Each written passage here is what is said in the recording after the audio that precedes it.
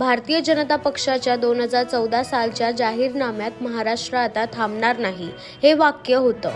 परंतु महाराष्ट्रावर तेव्हा 3 लाख कोटी रुपयांचं कर्ज होतं आणि आता आपण 9 लाख कोटींपर्यंत पोहोचलो आहोत. याबद्दल जयंत पाटील यांनी खेद व्यक्त केला. या तिघांनी मला पाठिंबा दिलेला आहे. बोलला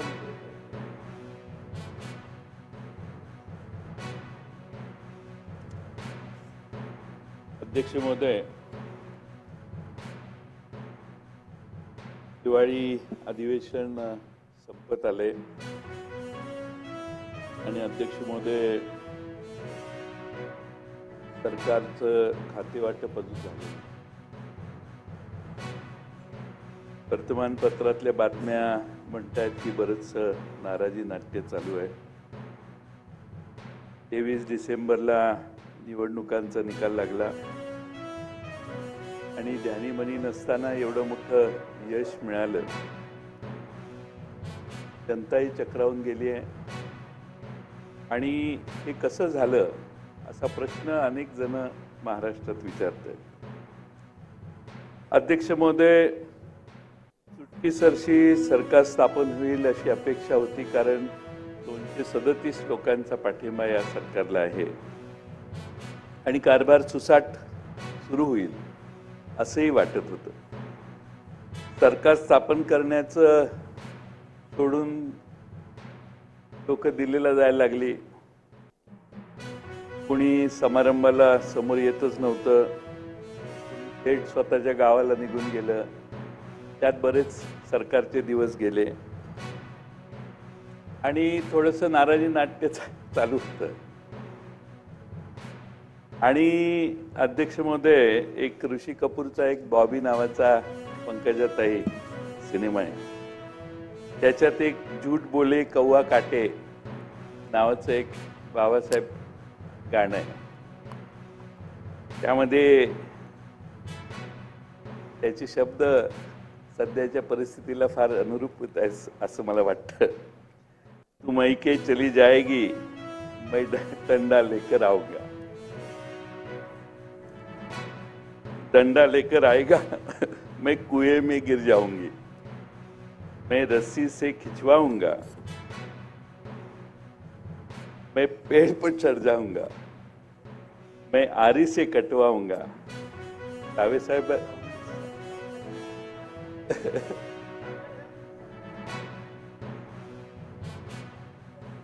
सावे साहेबांच्याकडून आले असं मला वाटत होतं, पण मैं आरी से कटवाऊंगा. मग ती हिरोईन काय पंकजाताई ऐकायलाच तयार नसते. त्यावेळी हिरो म्हणतो, तू मैके चली जाएगी, मैं दूजा ब्याह रचाऊंगा. लगेच बिऊन हिरोईन म्हणते, मैं मैके नहीं चल जाऊंगी रे, मैं नहीं चली जाऊंगी. तसंच काही सध्या राज्यात झालेलं दिसतं. त्यामुळे मैके चली जाएंगी ते माहेरी कोण गेलं नाही. सरकार स्थापन झालं आणि त्यामुळं थोडासा वेळ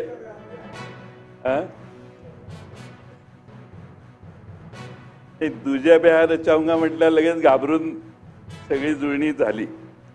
त्यामुळे अध्यक्ष महोदय, सरकार स्थापन झालेलं आहे आणि आता आम्ही जाहिरात बघतोय. सरकारचं आता ब्रीजवाक्य झालेलं आहे की महाराष्ट्र आता थांबणार नाही. 23 डिसेंबरला निकाल लागला. 13 दिवसांनी मुख्यमंत्री, 2 उपमुख्यमंत्र्यांची शपथ झाली. सरकार स्थापन झालं. 10 दिवसांनी म्हणजे 15 डिसेंबर रोजी मंत्रिमंडळाचा विस्तार झाला. आज तारीख 21 डिसेंबर आहे. 1 महिना होत आला. अजून आमच्या गिरीश महाजनना माहीत नाही की कुठल्या खात्याचे आपण मंत्री होऊ शकतो.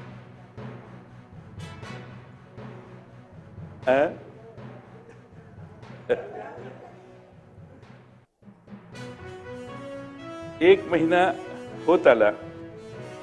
सभागृह जवळपास 6 दिवस संपले, पण मंत्री महोदयांना हे माहीत नाहीये की कोणत्या खात्याचं आपल्याला उत्तर द्यायचं.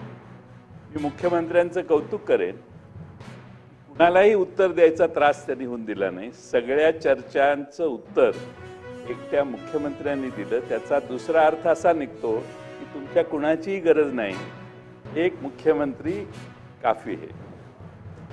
त्यामुळं त्यांचं कौतुक केलं पाहिजे. हा आहेच की, त्याला काय आता 237 लोकांचा पाठिंबा मिळाला आणि तुम्हा कुणाची मंत्र्यांची ही गरज नाही हे सांगण्यासाठी ह्या अधिवेशनाचा वापर झालेला आहे. हे मंत्र्यांना कळणं आवश्यक आहे. त्यामुळे तुम्ही असं समजू नका की तुम्ही असल्याशिवाय सरकारचं काही बिघडणार नाही. एकटे देवेंद्र फडणवीस हे सरकार चालवू शकतात हे या अधिवेशनात तेच ना, निवडणुकीनंतर कळलं. आता नवीन आपण झालेले आहात मंत्री. मला माहिती आहे तुमची कधी मंत्री खातं मिळेल हे वाट तुम्ही बघत असाल.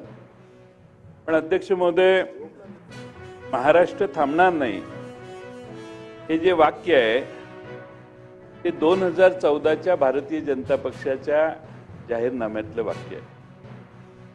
आणि त्यावेळी ते 3 लाख कोटी रुपयाचं कर्ज होतं राज्यावर.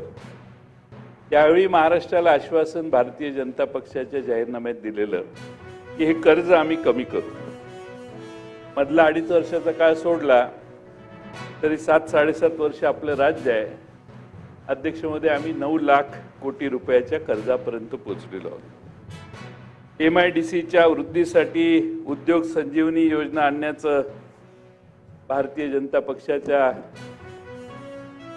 कौतुक करत होतो.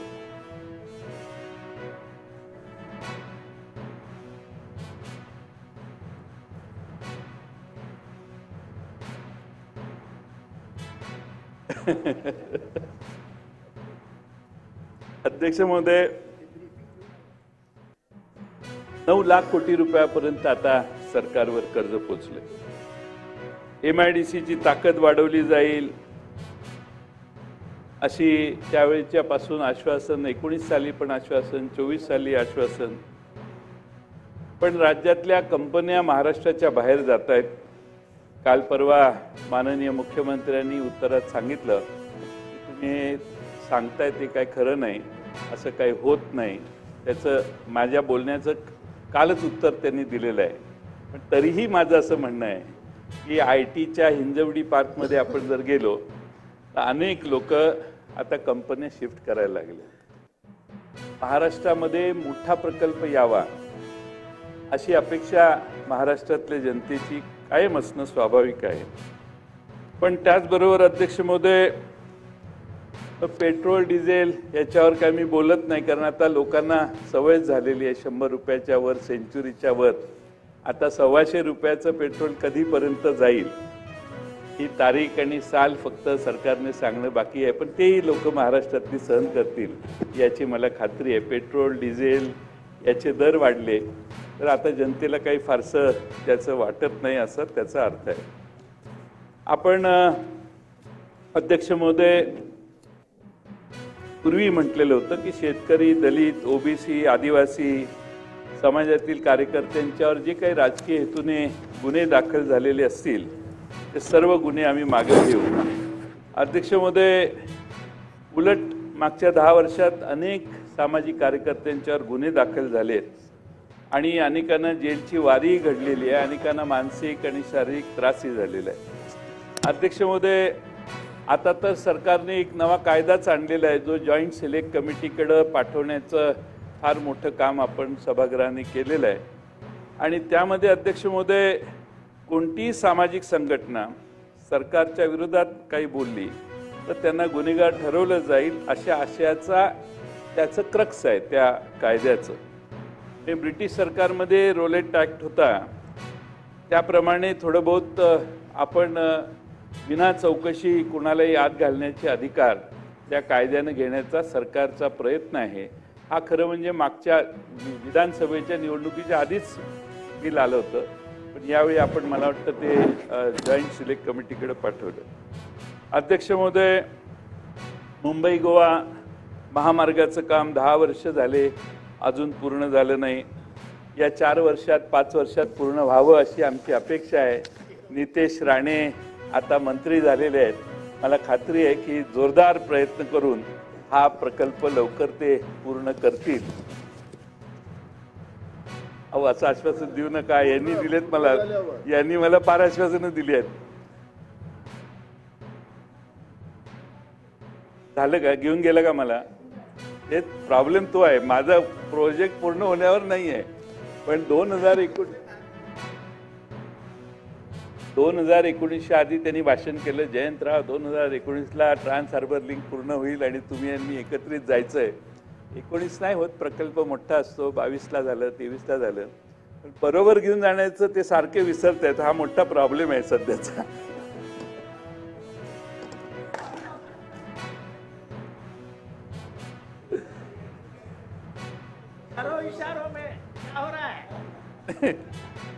नाही, आश्वासनच सभागृहातलं आश्वासन आहे त्यांचं. हे आश्वासन देतात ते पाळत नाही, तसा माझा अनुभव फार वर्षापासून आहे. अध्यक्ष महोदय, टोलच्या बाबतीतही आजही महाराष्ट्रात अनेक ठिकाणी जनतेला टोल भरावा लागतोय. ज्यांची मुदत संपलेली आहे तिथंही टोलची वसुली अजूनही चालू आहे. त्यामुळे टोलमुक्त महाराष्ट्र ही जी घोषणा होती तीही पूर्ण करण्याची संधी या 5 वर्षात माननीय मुख्यमंत्र्यांना मिळेल अशी मला खात्री आहे. मराठी शाळा वाचू असं त्यावेळी आश्वासन होतं. आजही मराठी शाळांचा टक्का घसरतोय. महिलांच्या सुरक्षिततेवर जास्त मी बोलून वेळ घेत नाही, पण महिलांवर घरगुती हिंसाचार, अपहरण, लहान मुलींवर अत्याचार, मुलींचे बेपत्ता होण्याचे प्रमाण महाराष्ट्रात प्रचंड वाढलेले आहे आणि गृहमंत्री म्हणून मला खात्री आहे की याची त्यांना जाणीव असेल. अध्यक्ष महोदय, लाडकी बहीण योजना फार चांगली योजना आपण काढली. 65 वर्षाच्या वरच्या महिला फार नाराज झाल्यात तुमच्यावर. 65 वर्षापर्यंत वरच्या ज्या महिला आहेत त्यांनाही याच्यात आपण घ्यावं. त्यांना त्यांचे कसं आहे, वय जास्त झालं, वयोश्री ठीक आहे, पण मला आपलं अभिनंदन केलं पाहिजे की आपण सभागृहात सांगितलं की कोणती योजना आम्ही बंद करणार, सगळ्या योजना आम्ही चालवू, पूर्ण करू. हे जे आश्वासन आहे हे रेकॉर्डवर आपण दिलेलं आश्वासन आहे आणि मला खात्री आहे की हे आश्वासन महाराष्ट्रातल्या एका या लाडक्या बहिणीचं नाव यादीतनं कमी न करता आपण पूर्ण कराल. आणि तुम्ही एकदा बोलला की ते करता असा माझा नाही, पण सगळ्यांना वाटतं की तुम्ही बोललाय, माझं तुम्ही कमिटमेंटच पूर्ण करत नाही, त्यामुळे मी ते मान्य करणार नाही, पण तुम्ही आश्वासनं पूर्ण करू शकाल असा महाराष्ट्रात जनतेला विश्वास आहे. आता 14 साली काय सांगितलेलं, नितेश राणेंच्यासाठी सांगतो मी, उठायचं नाही, गडबडीत चिडायचं नाही. वक्फ बोर्डाच्या जमिनीवरील हे भारतीय जनता पक्षाच्या, तुम्ही किती साली गेला भाजपमध्ये? 19. हे 14 सालचं आश्वासन आहे, म्हणजे जाहीरनाम्यातलं आहे. वक्फ बोर्डाच्या जमिनीवरील अतिक्रमण काढून टाकून त्या जमिनी वक्फ बोर्डाला परत देऊ आणि वक्फ बोर्डाच्या बाजूने न्यायालयात लागलेले निकाल असतील त्याची कडक अंमलबजावणी करू असे आश्वासन जाहीरनाम्यात सांगितलेले होते. तुम्ही असेही सांगितलेले होते की धार्मिक नेत्यांसोबत चर्चा करून वक्फ बोर्ड मजबूत करण्यात येईल. आता माझ्याकडे कॉपी आहे, मी पाठवतो कॉपी. डिस्टर्ब नाही करायचं, मी कॉपी देतो ना. 2014च्या निवडणुकीत आम्ही जाहीरनामाच काढला नव्हता, वचननामाही काढला नव्हता. नाही काढलंच नव्हतं काही. नाही आणून द्या, काहीच अडचण नाही, तुम्ही आणून द्या, आम्ही काढलंच नव्हता.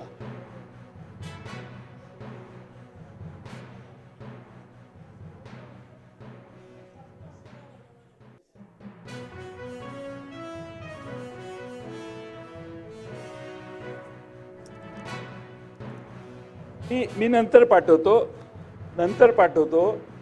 माझ्याकडे आहे, प्रिंटेड आहे. मी प्रिंटेड असल्याशिवाय वेबसाईटवरून डाउनलोड केल्याशिवाय मी बोलूच शकत नाही. मी फार पुराव्यानिशी आहे माझ्याकडे ते. पण ठीक आहे, आता भूमिका तुमची 180 डिग्रीमध्ये चेंज झाली आहे, माझं त्याच्याबद्दलही काय म्हणणं नाही. आता छत्रपती शिवाजी महाराजांचा मालवणला पुतळा पडला, आपण गेलेलो सगळे मिळून, निलेशजी आलेलं, तुम्ही नव्हता होत त्या दिवशी. पण ह्याच्यात दोषींच्यावर काय कारवाई, काही चर्चाच नाही. पुतळा ज्यांनी केला त्याच्यावर काय कारवाई साहेब उत्तरात सांगतील ना. तर काय कारवाई आम्हाला माहिती पाहिजे होती की काय कारवाई झाली, तो पुतळा असा का वीक झाला, त्याची डिझाईन कोणी केलं, हे आर्किटेक्चर कोण होतं, हे माहिती निघणं आवश्यक आहे. पत्रकार मंडळी आमचे रात्रंदिवस काम करतात, तुमच्या सगळ्यांच्या बातम्या चांगल्या देतात. तुमची पूर्णपणाने कुठेही बातमी मागच्या 6 महिन्यात आम्हालाही न्याय देतात, म्हणजे तुमची म्हणजे आपल्या सगळ्यांचीच. पण अध्यक्ष महोदय, तुम्ही 1500 रुपये पेन्शन देणार असं सांगितलेलं होतं त्यांना. पत्रकारिता जे पेन्शन आहे ते एक मी आपला कार्यक्रम फक्त तुम्हाला आता काय पहिलंच अधिवेशन आहे, 5 वर्षात आश्वासनं जी पूर्वी दिलेली आहे त्याची फक्त आठवण पंकजाताई मी करून देते, बाकी काही नाही. 1500 रुपये पेन्शन देणार असं एक आश्वासन तुम्ही दिलेलं आहे. नद्या प्रदूषित करणार, प्रदूषित झालेल्या नद्या स्वच्छ करणार असं आश्वासन होतं. आमच्या वारणा नदीमध्ये एक मगर पोल्युशनमुळे मृत्युमुखी पडली, त्यामुळं तिला कदाचित वारणा ही सगळ्यात स्वच्छ नदी त्या भागातली, पण प्रदूषणामुळे ती मृत्युमुखी पडली असं लक्षात आलं. त्याचबरोबर अध्यक्ष महोदय, 14 सालची आश्वासनं 19ची ह्याचीही पूर्तता झाली नाही. 14 साली कंत्राटी कामगारांसाठी आयोग नेमण्याचं ठरवलेलं होतं, 19 साली पण तेच आपल्या जाहीरनाम्यात होतं. संभाजीनगर, नागपूर, नाशिक इथं IT पार्क उभारण्याचं आश्वासन 14ला दिलं, तसंच 19 साली दिलं. या तिन्ही ठिकाणी 2014ला महात्मा ज्योतिबा फुले, सावित्रीबाई फुले यांना भारतरत्न देण्याचं आश्वासन होतं, तेच 19 सालच्या कमिटमेंटमध्येही होतं. आणि मी हे आठवण करतो, म्हणजे आता 4 वर्षात तुमच्या प्रयत्नाने होईल अशी अपेक्षा आहे. विजेचे दर कमी करण्याचं आश्वासन मुख्यमंत्री महोदय 14 सालापासून आपण देतोयच. तर 2024 साल आता उजाडले. मी मध्ये एकदा माहिती दिलेली, शेजारच्या सगळ्या राज्यांची, आंध्र प्रदेश, कर्नाटक, शेजारच्या सगळ्या राज्यांचे दर हे अध्यक्ष महोदय आपल्यापेक्षा कमी आहे. त्यामुळं आपल्या राज्याचे दर एवढे जास्त आहेत आणि आपलं आश्वासन आहे की 30% दरापेक्षा आपण कमी दर करणार. पुणे, नागपूर इथं नवीन विमानतळ उभारण्याचं आश्वासन 14 साली होतं, 19 साली दिलं, 24 साली पण कदाचित असेल, मला माहीत नाही. पण अध्यक्ष महोदय, प्राण जाय पण वचन न जाय, याप्रमाणे आपण दिलेला शब्द महाराष्ट्र जातकाप्रमाणे पूर्ण कराल, कारण परत तुम्हाला संधी मिळालेली आहे. आणि तुम्ही कसं आहे, मी पुन्हा येईन सांगितलेलं असल्यामुळं, त्यामुळं मधल्या 5 वर्ष बाकीचे जे काही खेळ होते ते होऊन दिले तुम्ही. आता तुम्ही स्वतःच आलेला आहात, म्हणून मला हे आठवलं. किती वाजेपर्यंत आपलं? थोडा वेळ आपण एक अजून 5 मिनिटं. 5 मिनिटात नाही जमणार, मग मी आत्ताच थांबतो. आत्ताच थांबू नका, किती वेळ लागेल? ह्या तिघांनी मला पाठिंबा देऊन यांचा वेळ दिलेला आहे. हे आपण राष्ट्रवादीचे सकाळी अजित पवार गटाचे आपण असं ठरवलेलं की 3 वाजता आपण मुख्यमंत्र्यांचा रिप्लाय घ्यायचा आणि प्रकाश सोळंकी, ह्या तिघांनी वेळ दिलेली आहे. आपल्याला 3 वाजता रिप्लाय घ्यायचा होता, तर साधारण 3:15 पर्यंत आपण रिप्लाय चालू करू. स्पीड करू. मी काय आठवडाभर कधी त्रास दिला का अध्यक्ष महोदय? तुम्ही एकच भाषण, तुम्ही आठवडाभर सभागृहात यावं म्हणून. अध्यक्ष महोदय, अनेक संकल्प जे आहेत ते पूर्ण झाले नाहीत, एवढंच मला सरकारला सांगायचं होतं. 19 साली आपल्या जाहीरनाम्यात आपण 1 कोटी रोजगार निर्माण करू असं सांगितलं. 2024 व्हेरी वाईज डिसिजन, म्हणजे मी त्याचं स्वागत करतो. तुम्ही हे 1 कोटीचा आकडा काढून टाकला आणि सांगितलं 25 लाख रोजगारच निर्माण करू. त्यामुळे तुमच्याही लक्षात आलं की हे 1 कोटी शक्य नाही आहे. त्यामुळे 25 लाख, आमचं त्यालाही ऑब्जेक्शन नाही, काय हरकत नाही. बेरोजगारीचा प्रश्न एवढा गंभीर झाला की 25 लाख नोकऱ्या जरी तुम्ही दिल्या तरी आम्ही त्याचं स्वागत करू. कारण महाराष्ट्रात रोजगार बाहेर जातो हा आमचा प्रचार आम्ही महाराष्ट्रभर केला, पण महाराष्ट्रातल्या जनतेला ते लक्षात नाही आलं. म्हणजे आम्ही कोणत्या मुद्द्यावर प्रचार केला? आम्ही महागाईवर प्रचार केला, आम्ही बेरोजगारीवर प्रचार केला, आम्ही महिलांच्यावरच्या अत्याचारांच्यावर प्रचार केला, शेतकऱ्यांचे सोयाबीनचे वगैरे दर कमी आहेत म्हणून प्रचार केला. पण त्यापेक्षा वेगळ्या महत्त्वाच्या गोष्टी जनतेला जास्त महत्त्वाच्या वाटल्या. त्यामुळे आमचा जो प्रचार होता तो रॉंग ट्रॅकवर होता. आणि म्हणून यांना लवकर खातं द्या.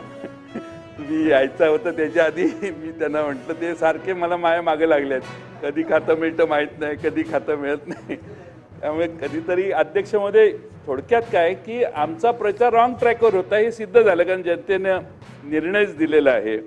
पण अध्यक्ष महोदय, 25 लाख बेरोजगारांना, नोकरांना माझी सूचना एवढीच आहे की आजपासून म्हणजे तुमची ही नवी इनिंग सुरू झाल्यापासून एक अकाउंट ठेवावं की महाराष्ट्रात किती नोकऱ्या झाल्या आणि कोणत्या कारखान्यात किती कर्मचारी लागले. हे इन्व्हेस्टमेंट जशी येईल तसं वाढत जाईल. काय 25 लाख आजच नाही, कदाचित 2028 सालापर्यंत झालं तरी काही बिघडत नाही. पण 25 लाखाची कमिटमेंट आपल्याला आठवण करून देणं महत्त्वाचं आहे. आणि त्यामुळं या ठिकाणी मी आश्वासन घरांचं देखील दिलेलं आहे. आपण 24 साली तुम्ही सांगितलं की 36 लाख बेघरांना पंतप्रधान आवास योजनेत घर दिले जाईल. त्यामुळं आता अजून 36 लाखपेक्षा जास्त लोक बेघर आहेत हे त्यातनं एक सिद्ध होतं. पण मूळ आश्वासन असं होतं की पंतप्रधान आवास योजनेअंतर्गत 2022 पर्यंत सर्व बेघरांना घर देण्याचं कमिटमेंट आपली होती. 22 आता आपण 24ला आपल्याला 36 लाख अजून बेघर आहेत हे लक्षात आलेलं आहे. आपण आता कुटुंब वाढली, बरोबर आहे. मी दोष देतच नाही तुम्हाला, हे दोष द्यायचं भाषणच नाही आहे. मी फक्त दिस इज रिमाइंडर, मी तुमच्यावर टीका करतच नाही आहे. त्यामुळं 28 पर्यंत $1 ट्रिलियन अर्थव्यवस्था बनणार असं आपण सांगतोय. आता हे 28 फिक्स झालं पाहिजे, 28 38 होता कामा नये, ह्याची काळजी पण तुम्हीच घ्यायची आहे, कारण ही सगळी जबाबदारी तुमच्यावरच आहे. आणि 10 लाख नवीन उद्योजक आपण तयार करणार आहात. निदान 2029 पर्यंत नाशिकला तरी IT पार्क निर्माण कराल अशी अपेक्षा आहे. 50 लाख लखपती निधी कराल, आश्वासन आहे आपलं. शेतकऱ्यांना कर्जमाफी आणि शेतकरी सन्मान निधी 15,000 द्याल. आपण सरसकट कर्जमाफीचं घोषणा केलेली इलेक्शनमध्ये, बरोबर आहे. असं वाचल्यासारखं झालं, ऐकल्यासारखं झालं. सरसकट कर्जमाफी महाराष्ट्रात द्यायची बहुतेक झालंय काहीतरी तसं तुमच्या तोंडातून. मला माहित नाही, मी काय तुम्हाला बोला असं म्हणत नाही, पण मी ऐकलंय ते जनता असं आहे की बहुतेक देवेंद्रजी आपले देवाभाऊ आपल्याला सरसकट कर्जमाफी देणार अशी महाराष्ट्रात जनतेचा एक समज झालेला आहे. नसेल, तुम्ही फ्लोअर ऑफ द हाऊसमध्ये काही कमिटमेंट करू नका. पण पुढचा विषय घेतो. शेतमालाला हमीभाव देण्यासाठी 20% भावांतर योजना आणणार असं आपली कमिटमेंट आहे. आणि एक आश्वासन आहे की शेतकऱ्यांच्या खतावरील GSTचा परतावा द्या. ही फार मोठी कमिटमेंट आहे. खतं महाराष्ट्रात खरेदी जातील, त्यात केंद्राचा GST असतो, राज्याचा असतो, त्यातला राज्याचा GST फॉरगो करण्याची आपण कमिटमेंट दिलेली आहे. सोयाबीनचा दर 6,000 रुपये द्याल, जो तुम्ही 2000 साली मागणी, तेव्हापासून आपला 6,000, इन्फ्लेशन वाढलं तरी तुमची मागणी 6,000चीच राहिलेली आहे. त्यामुळं ठीक आहे, 24 साली हे काहीतरी पूर्ण होईल अशी अपेक्षा करतो. आता आपण मध्ये काल परवा तर तुम्ही निवडणूक आयोगाचीच बाजू मांडत होता सभागृहात. म्हणजे पवार साहेबांनी काही भूमिका मांडली, तुम्ही निवडणूक आयोगाने याला उत्तर द्यायची, तुम्ही कशाला त्यात पडताय. ती निवडणूक आयोग ठरवेल. आम्ही विरोधी पक्ष काय बोलू ते तुमच्या विरोधी बोलत नाही, आम्ही निवडणूक आयोगाविरोधी बोलतोय. राज्याच्या मुख्यमंत्र्यांनी निवडणूक आयोगाची बाजू मांडणं हे थोडंसं जरा जादा झालं. आमची विनंती अशी आहे की पवार साहेबांची किंवा कुणाची गैरसमज का होतो की मरकडवाडी आहे ना, ते जानकर आज आलेलं नाहीत, पण मरकडवाडीला एक मॉक पोल घेऊन टाकाय ना, काय फरक पडतो लोकांच्या. मार्कडवाडीला एक मॉक पोल, हे तर राजीनामा द्यायला तयार होते. आमचे इमेन मिळून 10, त्यातला एक परत राजीनामा द्यायचा म्हटल्यावर प्रॉब्लेम, म्हणून मी म्हटलं राजीनामा देऊ नको, एक मॉक पोल आपण घेऊ. त्यामुळे आपल्याला आमची विनंती आहे की तुम्ही उत्तरात हे देऊ नका, कारण परवा ह्याच्यावर तुम्ही भरपूर बोललेला आहात. माझी उत्तराची अपेक्षा नाही आहे, पण मॉकपोल घेणं हे त्यांची गावाची मागणी आहे. शेवटी गाव एकत्रित येतं आणि मतदान करायची प्रयत्न करतं, त्याला पोलिसांनी येऊन थांबवणं विनाकारण शंका वाढते. तुम्ही तुमच्या मेरिटवर निवडून आलेला आहात दादा, त्याबद्दल काही शंका नाही.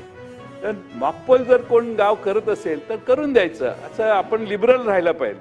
शेवटी लोकांच्या मनात जे काय असेल त्याप्रमाणे त्या गावात जर काही कार्यक्रम त्यांनी घेतला, सरकारच्या नियंत्रणात करा, काय हरकत नाही. अध्यक्ष महोदय, बाकीच्या अनेक गोष्टी आहेत, त्याचा सगळा मुद्दा बोलून मी आपला वेळ घेऊ इच्छित नाही.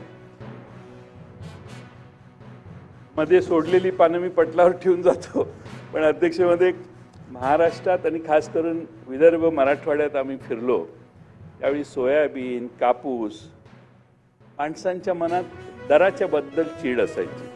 सोयाबीनला 3200-3300 रुपये त्यावेळी मिळायचे. कपाशीलाही भाव नव्हता, शेतमालाला भाव नाही. आपण सगळे शिवराज सिंग चव्हाण साहेब केंद्रीय कृषी मंत्री यांनी सर्व माल हमी भावाने खरेदी करण्याची आम्ही गॅरंटी घेतो असं सांगितलंय, आणि प्रत्यक्ष मात्र ते होत नाही. मार्केटमध्ये जर आपण गेला तर 11 पैकी 8 पिकांना हमी भावापेक्षा कमी भाव मिळतो. कापूस, सोयाबीन ह्याला तर मिळतोच, पण ज्वारी, बाजरी, मका, मूग, भुईमूग, सूर्यफूल या पिकांना बाजारात हमी भाव सध्या मिळत नाही. धान, संत्रा, तूर याची कमी जास्त प्रमाणात तीच परिस्थिती आहे. सोयाबीनला 800-900 रुपये कमी भाव हवापेक्षा मिळतोय, 15-20% कमी भाव आहे. त्याचबरोबर ज्वारीचा भावही आपल्या सरकारने 3371 दिलाय, बाजारात 2400 रुपयाला विकले जाते ज्वारी. मक्यालाही 2225 दर आहे, पण विकली जाते साधारणपणाने 1900-2000च्या दराने. मुगाचा भाव पण 8682 रुपये आहे. बाजारात मुगाला 8000चा नाही, आता 6,500 रुपयानं मूग शेतकऱ्यांना विकावा लागतोय. सरकारने मुगाचा हमीभाव मागील 3 वर्षात मोठ्या प्रमाणात वाढवला आहे, आधारभूत किंमत, पण दर मात्र मार्केटमध्ये तसे मिळत नाहीत. भुईमुग देखील 6,783 हमीभाव जाहीर केला आहे, पण 5,000, 5,200, 5,600च्या दरम्यान आहे. सूर्यफुलाचाही भाव खूप कमी आहे, 7,280 रुपये दर सूर्यफुलाचा हमीभाव आहे, पण शेतकरी 5,000-5,500 रुपयांनीच माल विकतोय. त्यामुळे अध्यक्ष महोदय, परिस्थिती शेतकऱ्यांची आता हमीभाव म्हणजे काय? हमीभाव म्हणजे त्याच्या उत्पादनाचा खर्च लक्षात घेऊन आज दिलेला दर, त्याचा 25-30% जर शेतकऱ्याला अध्यक्ष महोदय जर कमी दर मिळत असतील तर आपला धंदा शेतकरी तो व्यवसायच करतोय बिचारा, तर तो कसा फायद्यात होणार? आणि म्हणून अध्यक्ष महोदय, माझी सरकारला विनंती आहे की सरकारने हमी भावाची केंद्र चालू करून एक अशी मेकॅनिझम सुरू करावं की व्यापाऱ्याकडे गेला आणि त्याचा दर कमी असेल तर त्याला आपल्याकडे येऊन ते देता यावं आणि त्याचं स्मूथ वर्किंग असावं. शेतकऱ्यांनी मागणी केली, आंदोलनं केली, मग सरकारने केंद्र उभी करणं, याच्यापेक्षा एक परमनंट काहीतरी सिस्टीम मुख्यमंत्री महोदय आपण काढावी अशी आमची विनंती आहे. कापसाची निर्यात थांबवली, त्यामुळं काही प्रश्न तयार झाले. कापूस उत्पादकांचे नवे प्रश्न, विदर्भातल्या सगळ्या भागात कापूस उत्पादकांना आज दर मिळत नाही, ही भावना शेतकऱ्याच्या मनात फार मोठ्या प्रमाणात आहे. मध्ये 22 लाख गाठी आयात केल्या केंद्र सरकारने, त्याचाही फटका महाराष्ट्रातल्या कापूस उत्पादकांना बसला. आणि त्यामुळं आता पीक विम्याचं तर बोलणं काही आवश्यक नाही. माझी खात्री आहे की तुम्ही पीक विम्याच्या प्रश्नासाठी महाराष्ट्रातल्या मराठवाडा, विशेषतः खानदेश, विदर्भ, पश्चिमा सगळीकडचीच परिस्थिती आहे. पीक विम्यात शेतकऱ्यांना काय अडचणी आहेत? आता आमच्याकडे तासगावची द्राक्ष बागायतदाराला विमा करायचा असेल तर तो तेवढ्या 2-2.5 महिन्याच्या विंडोसाठीच असतो. तो पूर्ण त्याचं पीक लावल्यापासूनचा कसा मिळेल आणि प्रोग्रेसिव्हली जसं झाड वाढेल तसं त्याला रिपेमेंट, नुकसान झालं तर कसं मिळेल, अशा काही इनोव्हेटिव्ह कल्पना करून, कारण आपण हजारो कोटी रुपये पीक विमा कंपन्यांना देतो, त्यांच्याकडून म्हणजे 10,000 कोटी रुपये, मला माहीत नाही किती आकडा आज, पण 10,000 कोटी भरले तर किमान महाराष्ट्रातल्या शेतकऱ्यांना 6-7 कोटी रुपये तरी मागे यायला पाहिजेत. आणि त्यामुळं जर कॅलॅमिटी आली तर, आणि तसं होत नाही म्हणून एक मोठा असंतोष महाराष्ट्रातल्या जनतेला आहे. तसंच साखरेची आता किंमत 3100 MSP सरकारने फिक्स केलेली आहे आणि साखरेचा दर वाढला नाही. अनेक महाराष्ट्रातल्या साखर कारखान्यांना FRP देणंही अवघड जाणार आहे. म्हणून मी आजच सन्माननीय नितीन गडकरी साहेबांना सकाळी भेटून आलो. यांनी सांगितलं की महाराष्ट्राने देखील आपल्याशी बोला म्हणून. आपण काही खाजगीत वेळ न दिल्यामुळं मी आता इथूनच सांगतोय तुम्हाला की आपण MSP 3800 करावा यासाठी जर प्रयत्न केले तर मग साखरेच्या 3800 रुपयाला साखर विकली जाईल आणि त्यातनं अध्यक्ष महोदय मोठ्या प्रमाणात नाहीतर परत आजारी पडलेले कारखाने परत तुमच्याकडे येणार. तर त्याच्या आधी MSP वाढवण्यासाठी आपण आपलं वजन या इतरांच्या पेक्षा दिल्लीत फार भरपूर आहे आणि आपल्या वजनाची तुलनाच भारतातल्या कुठल्याही मुख्यमंत्र्यांच्या बरोबर होऊ शकत नाही. त्यामुळे आपण एखादा फोन जरी केला की MSP 3800 करणं आहे तर ती 3800 नाही 3900 होईल, एवढं आता वजन वाढलेलं आहे. त्यामुळं माझी खात्री आहे की या महाराष्ट्रातल्या ऊस उत्पादकांना, साखर उत्पादकांना न्याय देण्यासाठी आपण त्या ठिकाणी काम कराल असा विश्वास मी या ठिकाणी व्यक्त करतो. बेरोजगारी वगैरे बाकीचे प्रयत्न, कुठला प्रकल्प राज्याच्या बाहेर गेला त्याविषयी तुम्ही भाषण केलेलं आहे, त्यामुळे तेच प्रश्न पुन्हा मांडण्याची आवश्यकता असं वाटत नाही. पण आपल्याकडं चांगलं बहुमत आहे आणि मला खात्री आहे की आपण निश्चितपणानं या 5 वर्षात उत्तम काम कराल. पण मी हे रिमाइंडर का दिलं तर तुम्हाला लक्षात आलं पाहिजे की आपल्या महाराष्ट्रातल्या काय कमिटमेंट आपण जनतेला दिल्या आणि माझी खात्री आहे की या सगळ्यात आपण लक्ष घालाल. खरं म्हणजे काल परवा परभणीचा मृत्यू झाला. आपण सांगितलं की त्याला दम्याचा त्रास होता आणि त्याला हॉस्पिटलमध्ये घेऊन गेलं आणि त्याची डेथ झाली. माझ्याकडे एक डेथ सर्टिफिकेट त्याचं आहे. त्यात shock followed by multiple injuries असं लिहिलं. आपल्या उत्तरात आणि त्याच्या ह्याच्यात पोस्टमार्टममध्ये अंतर आहे. त्यामुळे आपण त्या खोलात जायला पाहिजे की त्याचा मृत्यू या पोस्टमार्टम रिपोर्टप्रमाणे त्याला धक्का बसला किंवा त्याला मारण्यात आलं, त्याला मल्टिपल इंजुरीज आहेत असं पोस्टमार्टममध्ये आहे. त्यामुळे तो दम्याने गेला किंवा श्वासाने त्याला इश्यू झाला असं कारण वन ऑफ द कारण असू शकेल.